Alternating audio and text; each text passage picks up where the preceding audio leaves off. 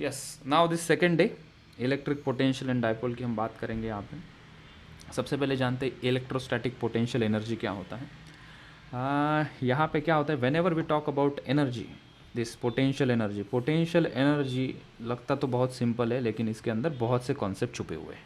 ठीक है, potential energy की बात कब होती है, जब कोई ग्रुप फॉर्म करते हैं, मतलब कोई सिस्टम फॉर्म, ग्रुप कहना अच्छा नहीं होगा वर्ड, कोई सिस्टम को हम फॉर्म करते हैं। किसकी सिस्टम होगी यहाँ पे, चार्ज की सिस्टम। तो इसको हम पहले लिख लेते हैं। First point, potential energy is nothing but work done in assembling A system को बनाने में जितना भी काम करेंगे उसको हम कहेंगे पोटेंशियल एनर्जी। ठीक है, पोटेंशियल एनर्जी की बात कहाँ होती है, पोटेंशियल एनर्जी की बात कहाँ होती है, तो वो होती है कंजर्वेटिव फील्ड में। कंजर्वेटिव फील्ड टर्म है ये।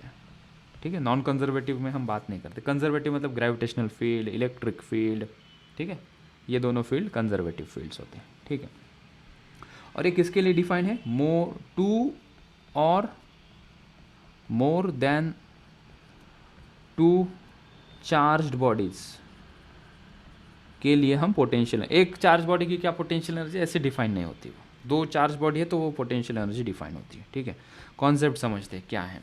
कोई इलेक्ट्रिक फील्ड का रीजन है भाई यहाँ पे, this is a region of electric field, region of electric field.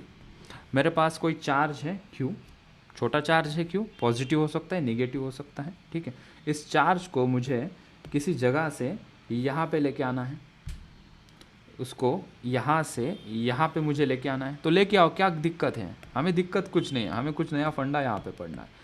Let's say कि ये इन्फिनिटी पे, ये भाई साहब कैसे इन्फिनिटी पे है, तो हमारा एक अजम्पशन होता है कि कोई चार्ज अगर इन्फिनिटी पे है ना, तो उसकी पोटेंशियल एनर्जी इन्फिनिटी पे होती है 0।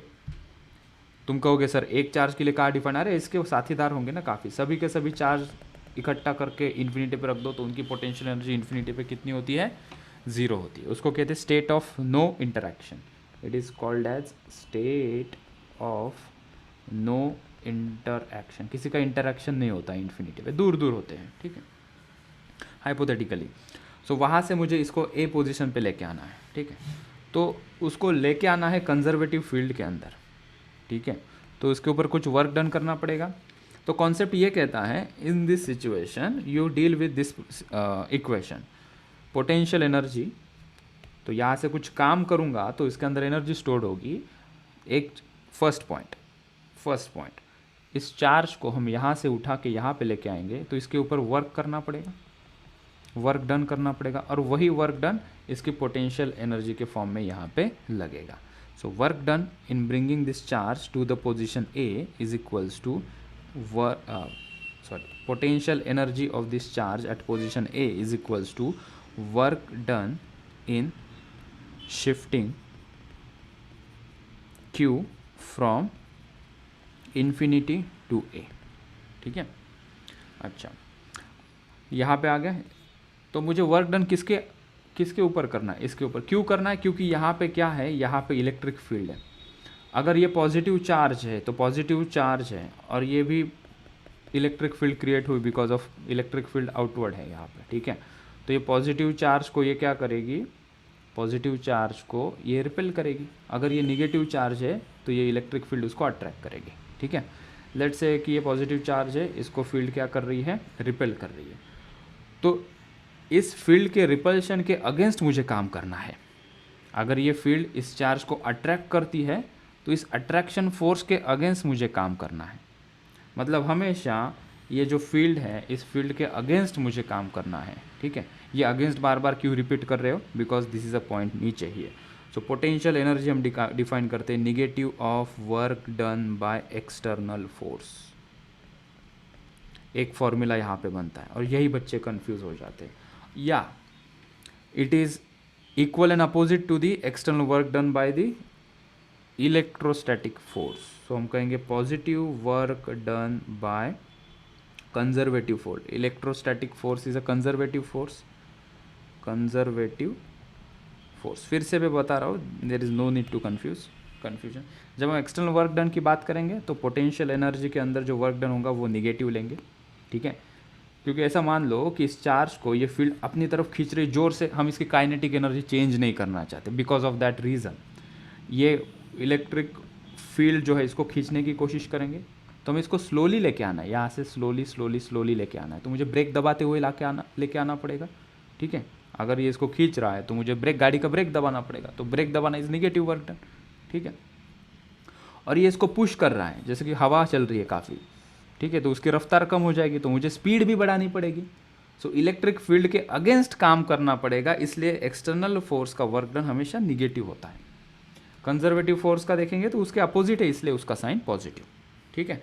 This is a concept of electrostatic potential energy. अभी थोड़ा सा इसके फॉर्मूला के अंदर भी झांक लेते हैं।